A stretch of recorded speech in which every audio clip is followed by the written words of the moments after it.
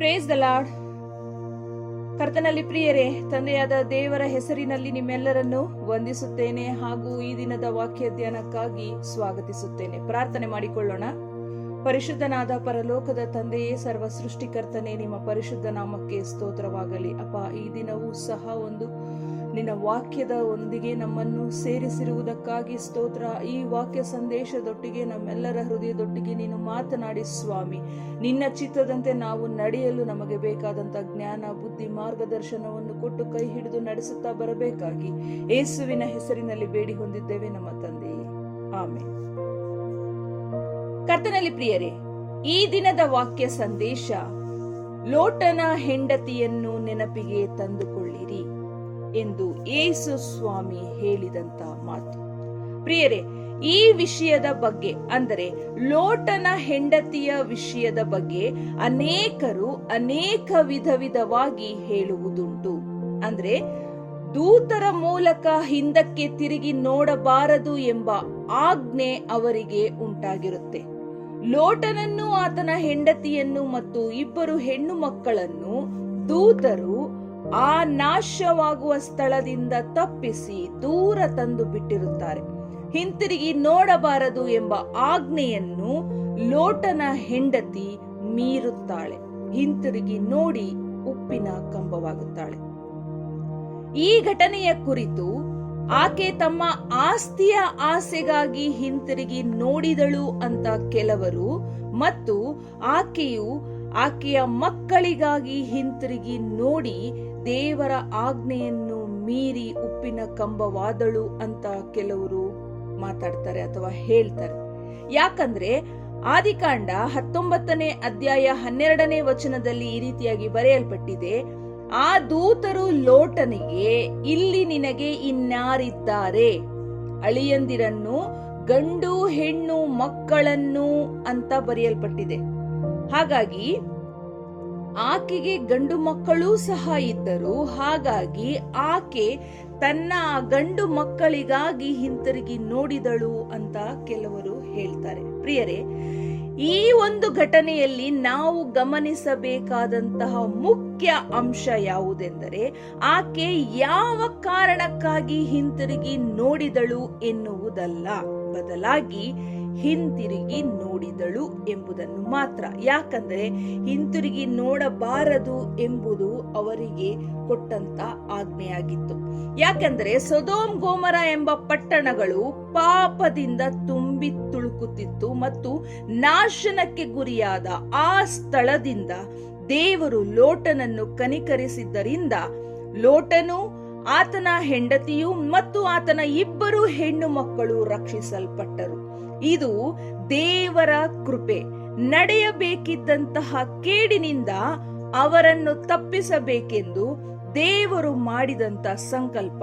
ಆದರೆ ಲೋಟನ ಹೆಂಡತಿ ಹಿಂತಿರುಗಿ ನೋಡಿದ್ದರಿಂದ ತಮ್ಮ ವಿಷಯವಾಗಿದ್ದಂತಹ ದೇವರ ಸಂಕಲ್ಪವನ್ನು ಆಕೆ ನಿರಾಕರಿಸಿದಳು.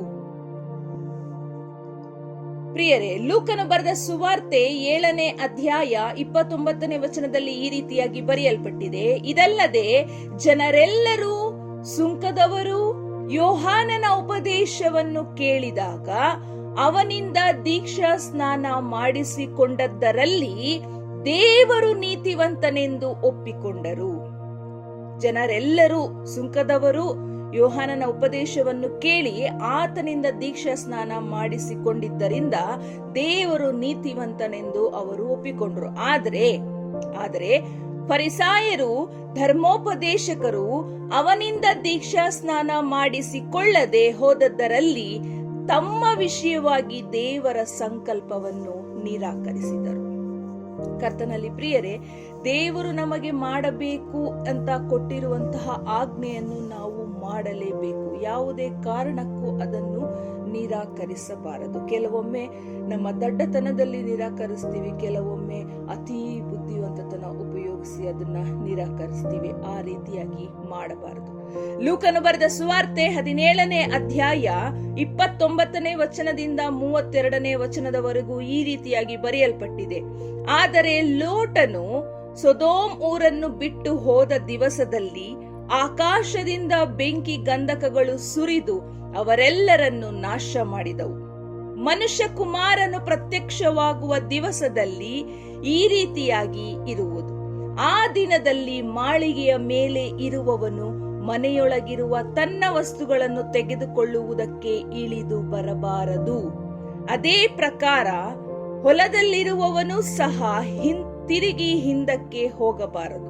ಲೋಟನ ಹೆಂಡತಿಯನ್ನು ನೆನಪಿಗೆ ತಂದುಕೊಳ್ಳಿರಿ ಅಂದನು. ಪ್ರಿಯರೇ, ಇಲ್ಲಿ ಗಮನಿಸಿ, ಮಾಳಿಗೆಯ ಮೇಲೆ ಇರುವವನು ಮನೆಯೊಳಗೆ ಹೋಗಬಾರದು, ಹೊಲದಲ್ಲಿರುವವನು ಹಿಂತಿರುಗಿ ಹೋಗಬಾರದು ಅಂತ ಬರೆದಿದೆ. ಬೆಟ್ಟಗಳಿಗೆ ಓಡಿ ಹೋಗಿರಿ ಅಂತ ಮತ್ತಾಯನು ಬರೆದ ಸುವಾರ್ತೆ 24ನೇ ಅಧ್ಯಾಯ 16ನೇ ವಚನದಲ್ಲಿ ಸಹ ಬರೆಯಲ್ಪಟ್ಟಿದೆ. ಇದೇ ಮಾತನ್ನು ಲೋಟನಿಗೆ ಆ ದೂತರು ಹೇಳಿದ್ದು. ಅಂದ್ರೆ ಆ ದೂತರು ಲೋಟನನ್ನು ಅವನ ಕುಟುಂಬವನ್ನು ಪಾಪದಿಂದ ತುಂಬಿದ್ದ ಆ ಸ್ಥಳದಿಂದ ಊರಾಚೆ ಕರೆದುಕೊಂಡು ಬಂದು ಬಿಟ್ಟು ಅಲ್ಲಿಂದ ಹಿಂತಿರುಗಿ ನೋಡದೆ ದೂರ ಓಡಿ ಹೋಗಬೇಕು ಅಂತ ಅಂದ್ರು. ಆದರೆ ಲೋಟನ ಹೆಂಡತಿ ಅದನ್ನು ಮೀರಿ ಉಪ್ಪಿನ ಕಂಬವಾದಳು. ಪ್ರಿಯರೇ, ಈಗ ನಾವು ಯೇಸುವನ್ನು, ಆತನ ಪ್ರೀತಿಯನ್ನು, ಕರುಣೆಯನ್ನು ಹೊಂದಿದ್ದೇವೆ. ಹಾಗಾಗಿ ಯಾವುದು ನಿತ್ಯ ಜೀವಕ್ಕೆ ನಡೆಸುವ ದಾರಿ, ಯಾವುದು ನಿತ್ಯ ನರಕಕ್ಕೆ ತಳ್ಳುವ ದಾರಿ ಎಂಬುದನ್ನು ತಿಳಿದುಕೊಂಡಿದ್ದೇವೆ. ಪಾಪದ ಜೀವಿತಗಳಿಂದ ಸರಿದಿದ್ದೇವೆ, ಅಂದರೆ ದೂರ ಬಂದಿದ್ದೇವೆ, ಬೆಳಕಿನ ದಾರಿಯಲ್ಲಿ ಸಾಗುತ್ತಿದ್ದೇವೆ. ಆದಾಗ್ಯೂ ಸೈತಾನನು ಅಷ್ಟು ಸುಲಭವಾಗಿ ನಮ್ಮನ್ನು ದೇವರ ದಾರಿಯಲ್ಲಿ ನಡೆಯಲು ಬಿಡೋದಿಲ್ಲ. ಅನೇಕ ಸಂಕಷ್ಟಗಳಿಂದ ನಮ್ಮನ್ನು ಬಾಧಿಸುತ್ತಾನೆ. ಆ ವೇದನೆ, ಕಷ್ಟ ಎಷ್ಟರ ಮಟ್ಟಿಗೆ ಇರುತ್ತೆ ಅಂದ್ರೆ, ನಾವು ಪಾಪದ ಜೀವಿತದಲ್ಲಿದ್ದಾಗಲೇ ಎಷ್ಟೋ ಆರಾಮಾಗಿ ಇದ್ವಿ, ಆದ್ರೆ ಈಗ ಇಷ್ಟು ಸಂಕಟ ಪಡ್ತಾ ಇದ್ದೀವಿ ಅಂತ ಅನ್ಸುತ್ತೆ. ಆಗ ಮತ್ತೆ ಆ ಪಾಪದ ಜೀವಿತದ ಕಡೆಗೆ ಮನಸ್ಸಾಗುತ್ತೆ, ಮನಸ್ಸು ಆ ಜೀವಿತದ ಕಡೆಗೆ ಎಳೆಯುತ್ತೆ. ಆದ್ರೆ ಆ ದಾರಿಗೆ ಹಿಂತಿರುಗುವುದು ಒಳ್ಳೆಯದಲ್ಲ. ನಾವು ಮತ್ತೆ ನಮ್ಮ ಪಾಪದ ಜೀವಿತವನ್ನು ಹಿಂತಿರುಗಿ ನೋಡಬಾರದು. ಒಂದು ಸುರಕ್ಷಿತ ಸ್ಥಳದಿಂದ ಸಂಪೂರ್ಣವಾದ ಸುರಕ್ಷಿತ ಸ್ಥಳಕ್ಕೆ ನಾವು ಓಡಿ ಹೋಗಬೇಕು. ನಮ್ಮನ್ನು ರಕ್ಷಿಸಬೇಕು ಎನ್ನುವ ದೇವರ ಸಂಕಲ್ಪಕ್ಕೆ ನಾವು ವಿಧೇಯರಾಗಿ ನಡೆಯಬೇಕು. ಕರ್ತನಲ್ಲಿ ಪ್ರಿಯರೇ, ಈ ವಾಕ್ಯ ಭಾಗಗಳು ನಮ್ಮೆಲ್ಲರ ಹೃದಯದಲ್ಲಿ ಜೀವಿಸುವಂತಾಗಲಿ. ಅಂದ್ರೆ ಈ ವಾಕ್ಯ ಭಾಗದ ಫಲವು ನಮ್ಮೊಳಗೆ ಫಲಿಸುವಂತಾಗಲಿ.